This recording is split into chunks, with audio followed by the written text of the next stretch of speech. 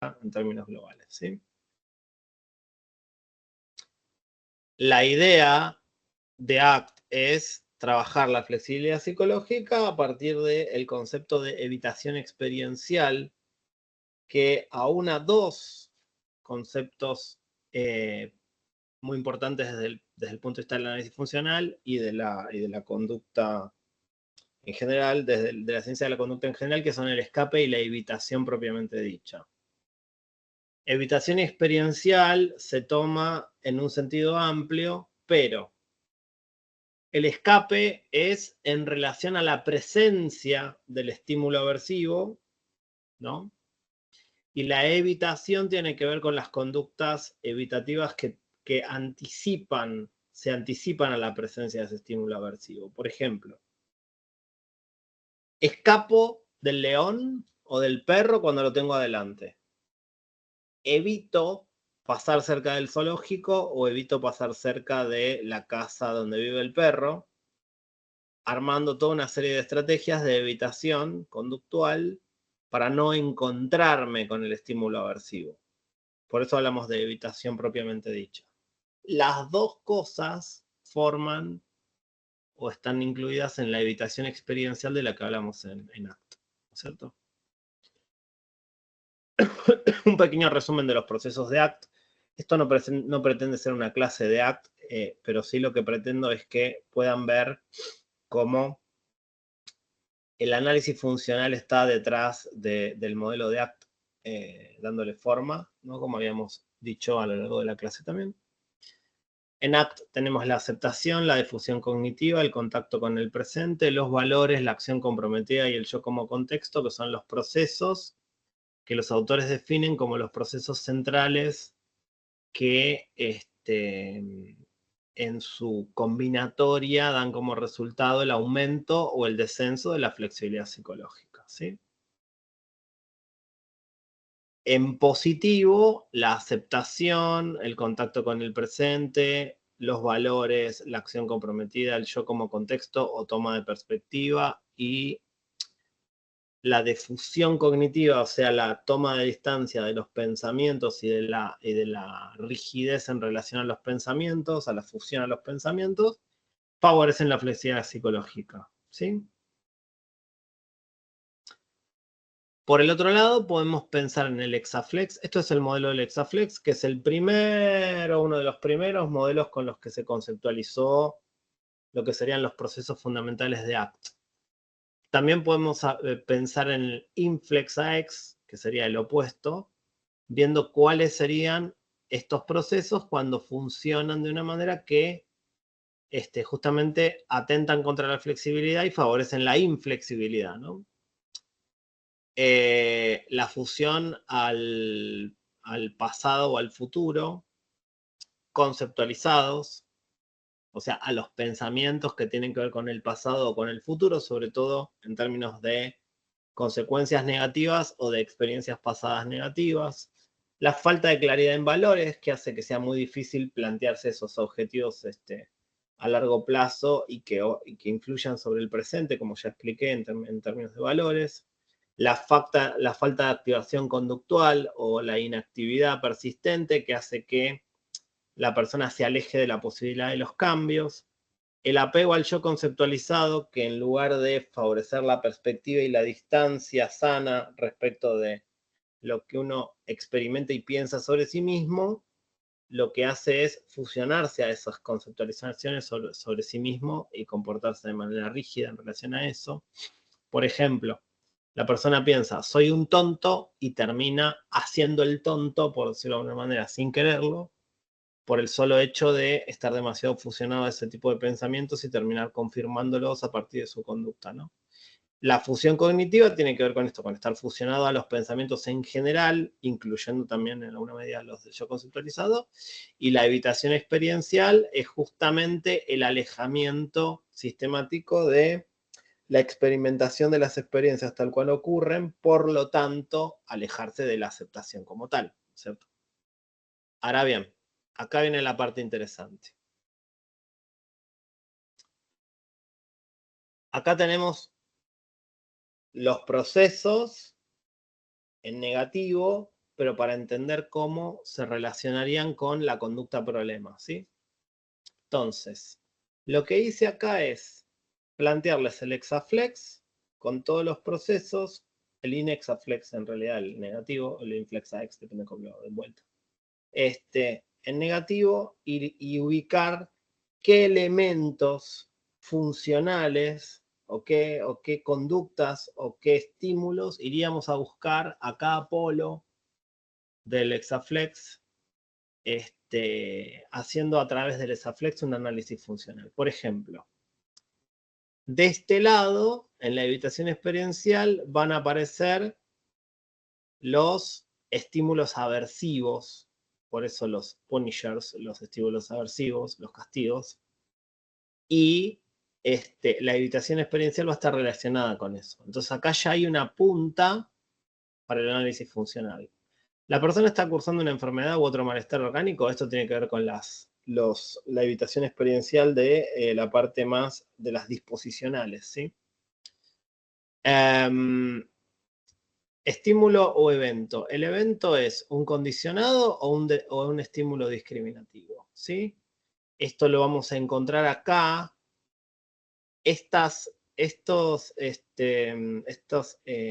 ¿Cómo decirlo? Cajas, llamémosle, verticales que agrupan de a dos a los procesos, tienen que ver con el contacto con la realidad, digamos, a este nivel, ¿sí?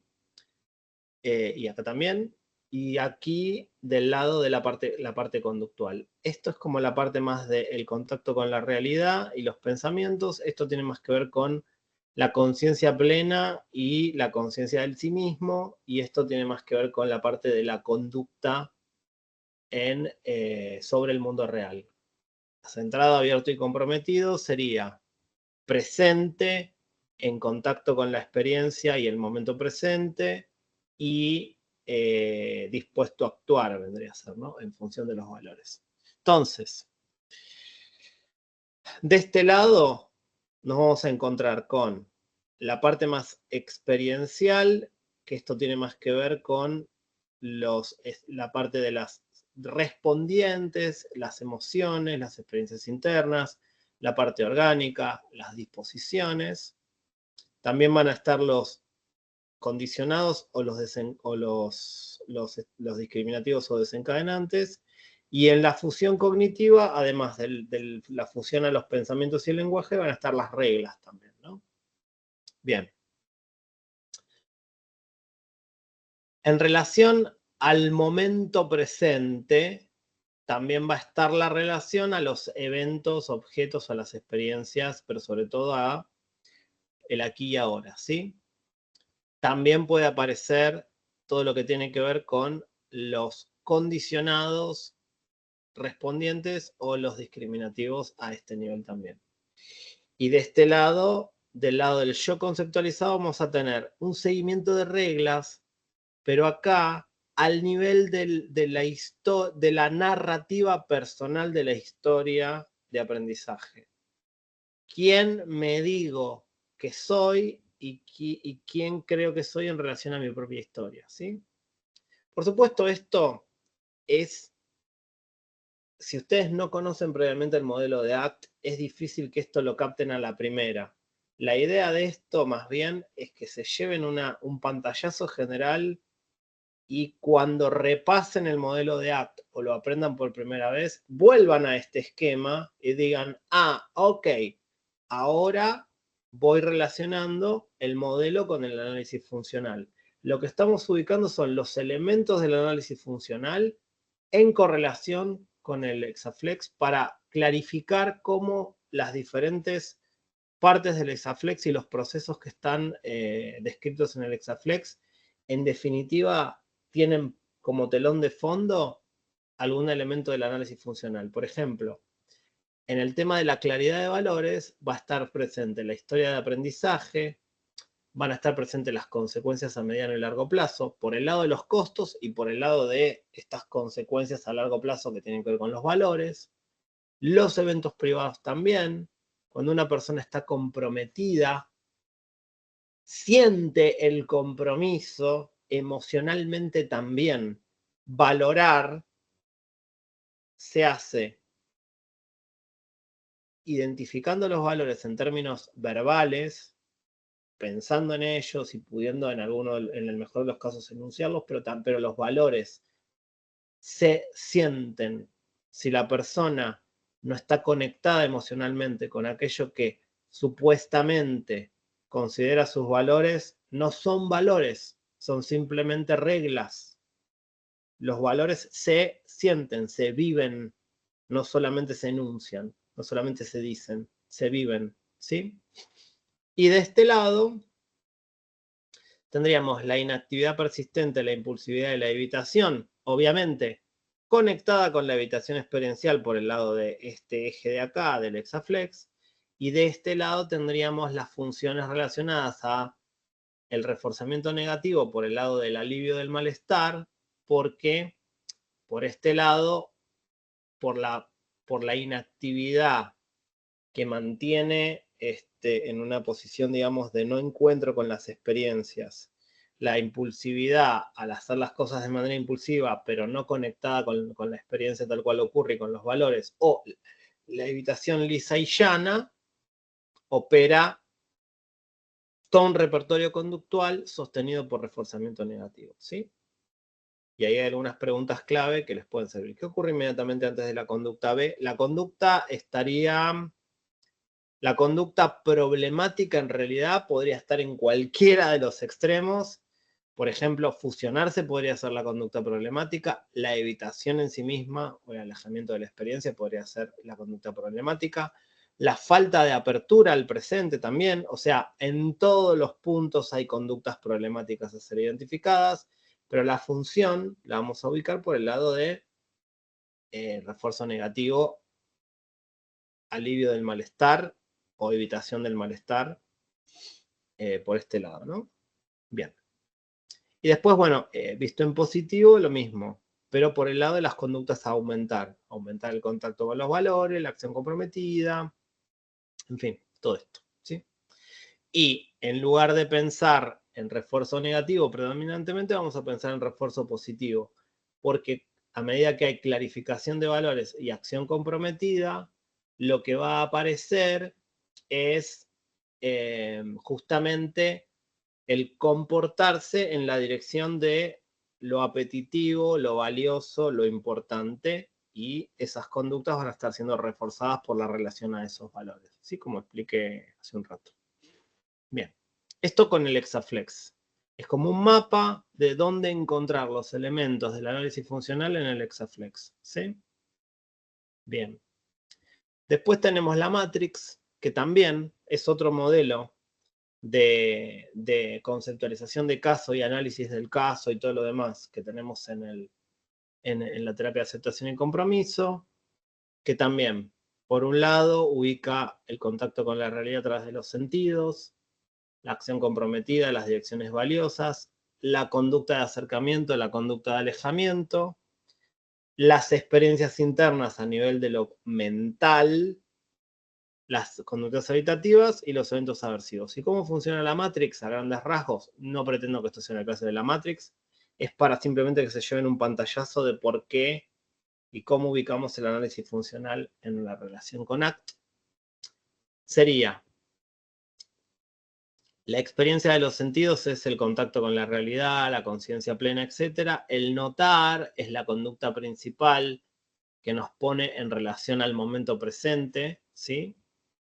La conducta de observación vendría a ser. Y entonces en este eje tenemos una experiencia más del ambiente y del contexto y una experiencia más de los eventos privados del lado de adentro de la piel, digamos.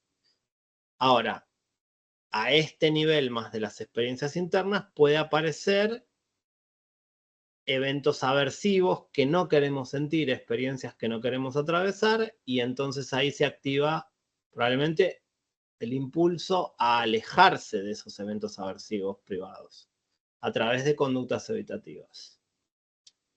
El objetivo de la terapia de aceptación y compromiso va a estar en notar,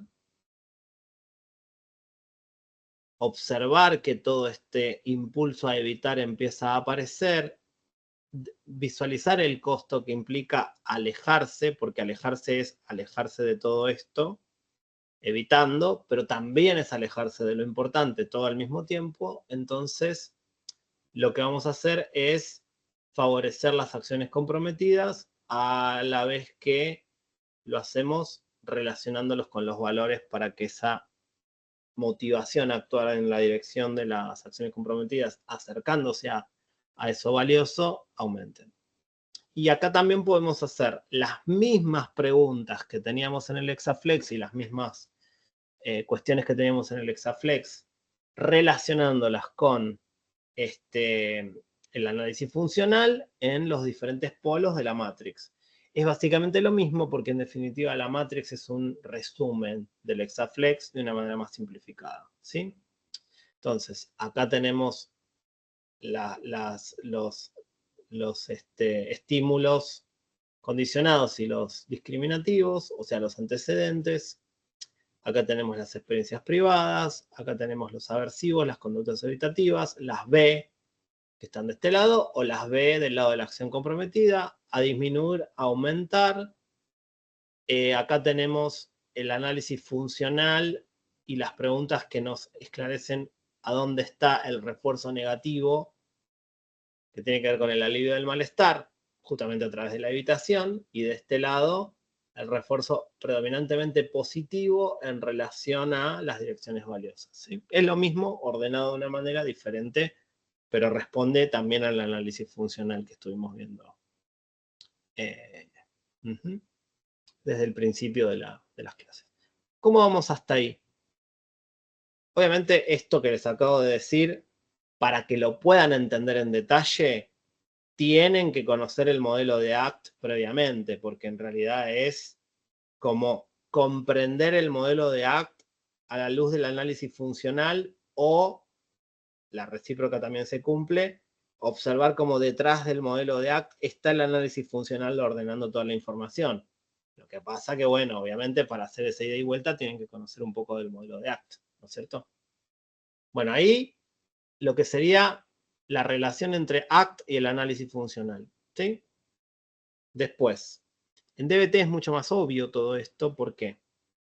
Porque la terapia dialéctico-conductual, que es la terapia para el trastorno límite de personalidad de Marjolin, ya hablé bastante sobre esto, tratamiento altamente estructurado, bla, bla, bla, algunos detalles de cómo funciona, pero lo principal es que en DBT se hace análisis en cadena, que es literal, lisa y llanamente lo mismo que un análisis funcional, pero con otros nombres. En lugar de, esto se los digo verbalmente porque ni siquiera es tan importante verlo gráficamente, porque es igual a lo que ustedes estuvieron viendo o muy parecido. La diferencia quizás está en los nombres que se les da y el énfasis que se le da a cada cosa. En el análisis en cadena de DBT, lo que hacemos es fundamentalmente centrarnos en vulnerabilidades previas, que son las disposicionales, pero sobre todo en la activación de las emociones, ¿sí? La predisposición a que la emoción aparezca de manera más intensa. Entonces, en DBT se hace mucho hincapié en todas las variables que pueden llegar a aumentar o a influir en la intensidad de la respuesta emocional, ¿sí? ¿Por qué? Bueno, es un análisis funcional, pero tiene como telón de fondo el diagnóstico del trastorno límite de personalidad. Y en el trastorno límite de personalidad, la principal característica es la desregulación emocional. Y entonces, al ser la desregulación emocional, o sea, la alta intensidad de la emoción, la variable que más pesa, en el análisis en cadena de DBT, que no deja de ser un análisis funcional, lo que está de fondo es la idea de que la emoción es el eslabón más influyente en la aparición de la conducta problemática o de la conducta aumental, pero sobre todo de la problemática, que es la que más vamos a analizar en el análisis en cadena, ¿no es cierto? ¿Y cómo funciona eso? La alta intensidad de la emoción funciona como una variable disposicional y en algunos casos también como una operación de motivación a tener la conducta en cuestión. Por ejemplo, en una situación de baja intensidad emocional, la probabilidad de que la paciente se corte es mucho menor que en una situación de alta intensidad emocional. Básicamente, ¿por qué? Porque la eficacia del refuerzo negativo / alivio versus una alta intensidad emocional y una alta impulsividad también es mucho más alta y aumenta mucho la probabilidad de tener la conducta problema. Dicho de una manera medio metafórica, vendría a ser algo así como que la alta intensidad emocional aumenta la sed de alivio emocional que viene al final o que viene después de la conducta problemática. ¿Mm? Entonces, así funciona básicamente el análisis en cadena de DBT. Es lo mismo que un análisis funcional, pero con el énfasis en las características diagnósticas del trastorno límite de personalidad. Y después tenemos la psicoterapia analítico funcional, que fue creada por Robert Korenberg y Mavis Tsai, que es la DBT es de Marshall Linehan y la ACT es de Steve Hayes y compañía, que es la psicoterapia analítico funcional, es un análisis funcional de la relación terapéutica como motor para el cambio, que incluso dicho por los propios autores con estos términos, es literalmente un análisis funcional de la transferencia, en términos psicoanalíticos. Literalmente dicho por ellos. Porque de hecho, Robert, que falleció hace poquito, justamente lo que le interesaba era analizar el por qué algunos psicoanalistas, o muchos, tenían, a pesar de no contar con un modelo teórico tan sólido como el análisis funcional, la ciencia de la conducta y toda la zaraza, tenían igualmente éxitos terapéuticos y muchas veces tenían más éxito terapéutico en un aspecto fundamental de la terapia, que era el mantenimiento de la relación terapéutica como tal, ¿no?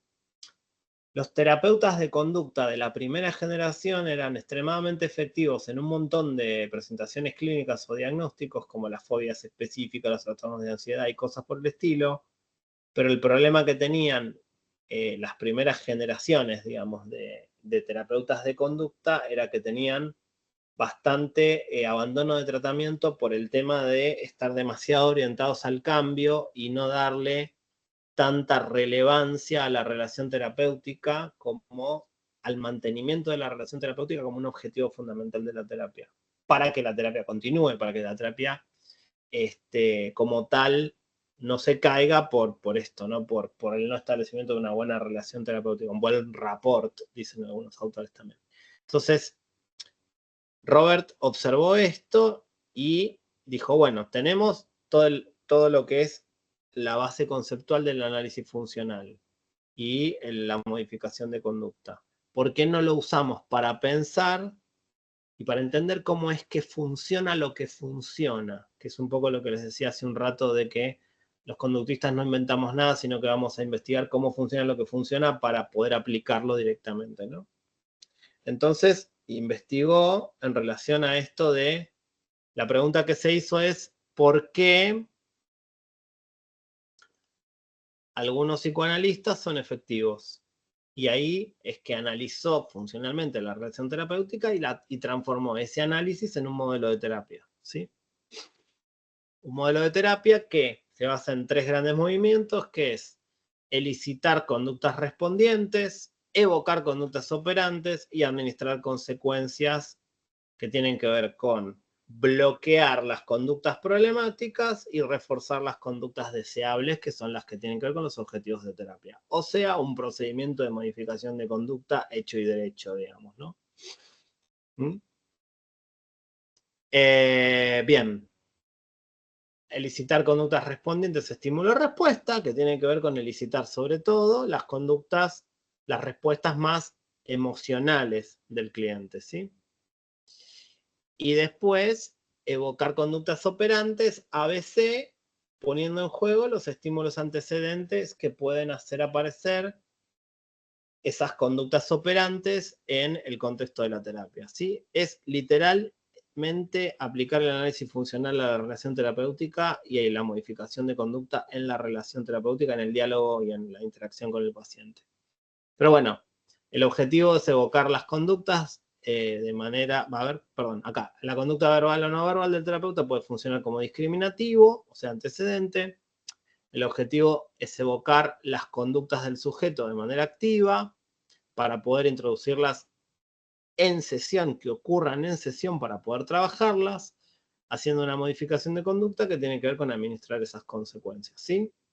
Hay un proceso de reforzamiento explícito y estratégico dirigido a influir en las clases funcionales. Y acá entra algo que ya les anticipé, que es, en la terapia, en la psicoterapia analítico-funcional, se trabaja de una manera en la que se considera que las conductas que está teniendo el paciente conmigo en sesión son una de las topografías posibles dentro de una clase funcional más amplia que tiene que ver con todas las formas de conducta que el paciente pone en juego para la función en la que estamos analizando, ¿no? Entonces, lo que está haciendo aquí y ahora conmigo se parece, vamos a decirlo de esa manera, a lo que hace con otras personas afuera de la terapia. Entonces, la idea es que yo elicito esas emociones y evoco esas conductas operantes y las puedo traer a través de algunos ejemplares dentro de esa clase funcional, algunas formas de esa conducta, las hago aparecer en sesión para poder intervenir modificándolas aquí y ahora conmigo, pero impactando en la clase funcional en general. Esa es la idea de la terapia analítico-funcional, ¿sí?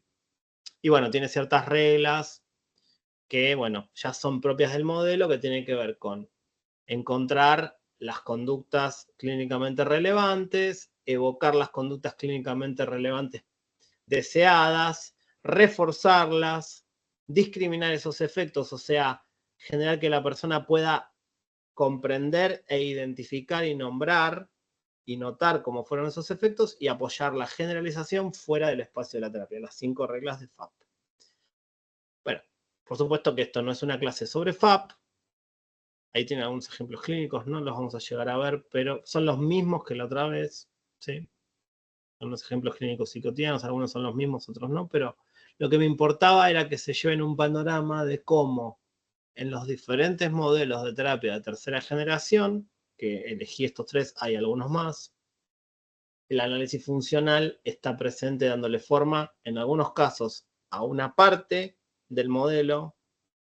En realidad está todo el tiempo presente en todos, pero hay algunos modelos en los que es un poquito menos obvio y hay otros que directamente están estructurados como un análisis funcional. FAP está estructurada como un análisis funcional y una modificación de conducta en sesión, de manera deliberada. Es literalmente un análisis funcional.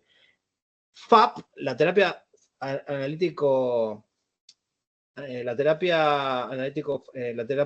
psicoterapia analítico funcional es literalmente el análisis funcional de la relación terapéutica en tiempo real y la intervención directa administrando reforzadores y bloqueando conductas de manera deliberada para justamente ir produciendo la modificación de conducta en tiempo real. Así de simple y difícil al mismo tiempo. Los otros modelos son como más al estilo de análisis funcional o conceptualización de caso, o las dos cosas complementarias, plantear objetivos de terapia, aplicar procedimientos e ir avanzando. No son tan tiempo real como es FAP, pero también se interviene en muchos casos de una manera bastante parecida a FAP en el sentido de hacer todo en tiempo real. Así que, nada. Estamos llegando ya al final del recorrido. Este pantallazo de esta última hora tenía que ver con que se lleven un panorama general. Obviamente, a esta parte de la clase, la idea es que, más allá de lo que pude comentar hasta ahora, vuelvan en algún momento o lo vayan encontrando sentido a medida que también profundicen en cada uno de los modelos, porque si no queda un poco corto, pero es como para que tengan como marcadito en el mapa, como si fuese Google Maps, que eso está por ahí, y en algún momento lo puedan volver a visitar, por decirlo de alguna manera, ¿no? Así que bueno, por mi parte, agradecerles la atención. Faltan 5 minutos. Si quieren preguntar algo, alguna duda, quieren alguna recomendación o algo, aprovechemos los 5 minutos que quedan. Y si no, después me mandan preguntas a través del profesor, ¿no? No, a mí básicamente es saber pues todo este contenido, ¿cierto? Que nos lo comparten, diapositivas, Sí, sí, sí. grabaciones. Sí, sí. Listo, gracias. Bueno, yo el acercamiento que más tengo es a ACT y me gustó mucho verlo en la manera invertida, pues digo yo, la parte en donde se ve ya no como flexibilidad, siempre lo había analizado puntualmente la difusión, la atención plena, todo lo otro, pero Ujú, no como lo planteaste.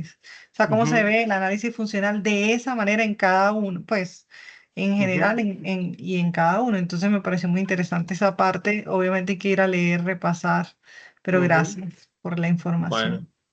bueno, me alegro que te haya resonado y te haya servido. Muy bien. ¿Alguna pregunta más? ¿Algún comentario? Insultos también se aceptan, ¿eh? No hay ningún problema.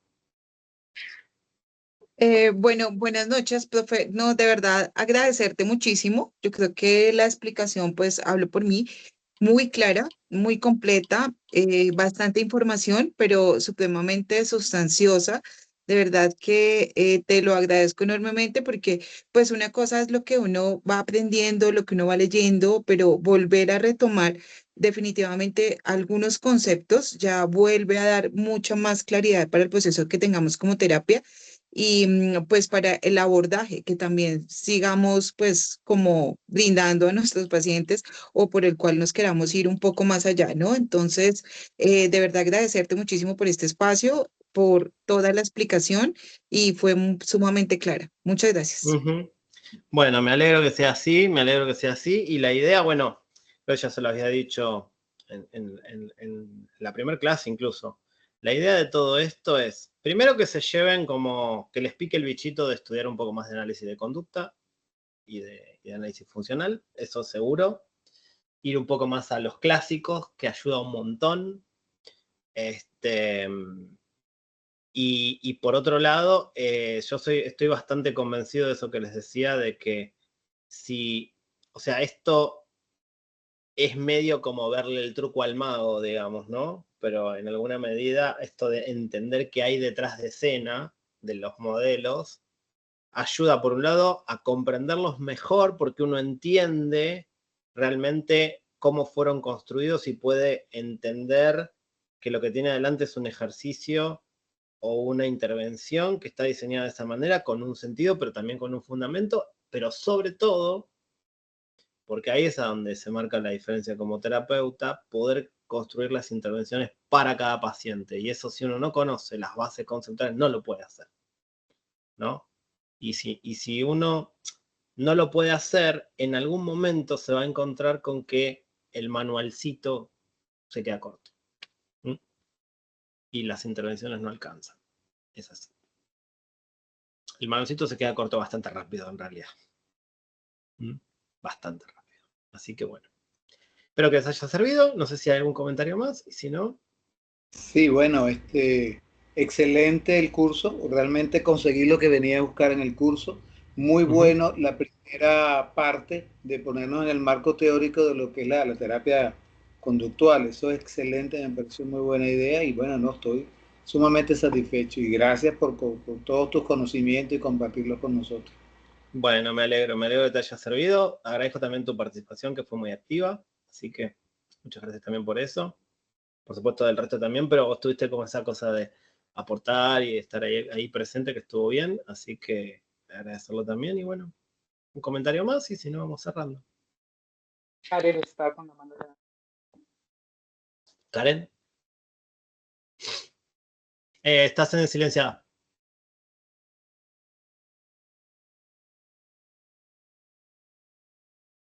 Ahí estás. A ver. No, parece que te está fallando el No. micrófono porque... Sí. Revisa el audio, Karen. Bueno, mientras Karen revisa el audio, bueno, buenas noches a todos. Para quienes no me conocen, mi nombre es Arjón Rivero, psicólogo clínico, líder de acá. Agradecerles a ustedes por su participación, agradecerles al profesor Juan Alberto nuevamente por haber aceptado estar con nosotros, a pesar de sus múltiples ocupaciones, siempre está con espacio para hacer lo que la apasiona, que es esto, que ustedes se pudieron dar cuenta. Éramos una persona con pasión por lo que nos enseña. Entonces, profesor, muchas gracias a ti nuevamente. Gracias por la invitación nuevamente, sí. Y las múltiples ocupaciones son ciertas, no está exagerado. Son ciertas, sí, me consta. Son ciertas, me consta. Bueno, a todos quiero invitarlos mañana para que se conecten en vivo en nuestro Instagram de la red, porque mañana vamos a tener en nuestro programa la entrevista contextual a un invitado a un psicólogo clínico de Venezuela que nos va a hablar del ambiente invalidante y su impacto en el trastorno límite de la personalidad desde la DBT. Entonces, están invitados 10 de la mañana hora Colombia, ahí van revisando según la ubicación donde estén. Buenísimo. También quiero invitarlos para el próximo marzo 20, 21 y 22, quienes estén interesados, vamos a tener una formación sobre conductismo radical de Skinner. Y el marzo 27, 28 y 29 vamos a tener una formación de mindfulness para psicoterapeutas. Entonces, quienes estén interesados, ahí están Es con abiertas las Karina, inscripciones. ¿no? ¿Es Sí, la de Karina? sí, Ah, sí. sí. Otra Entonces, argentina, se están...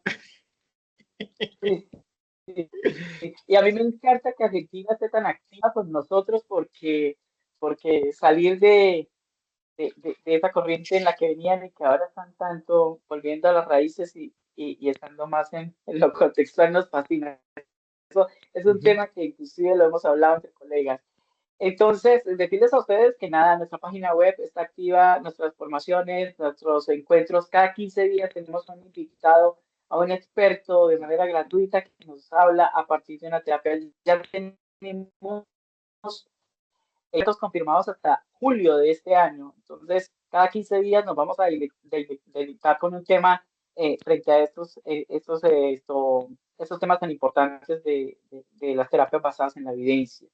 Entonces, los invito a que pues continúen en el grupo de WhatsApp, se les va a enviar toda la información para que califiquen al docente, para que califiquen el curso, las temáticas y estar atentos para que puedan recibir sus certificaciones a sus correos electrónicos. No sé si alguien tiene más y si Karen pudo solucionar su problema del audio para que cerremos. Parece que no, es una lástima. Bueno, muy bien.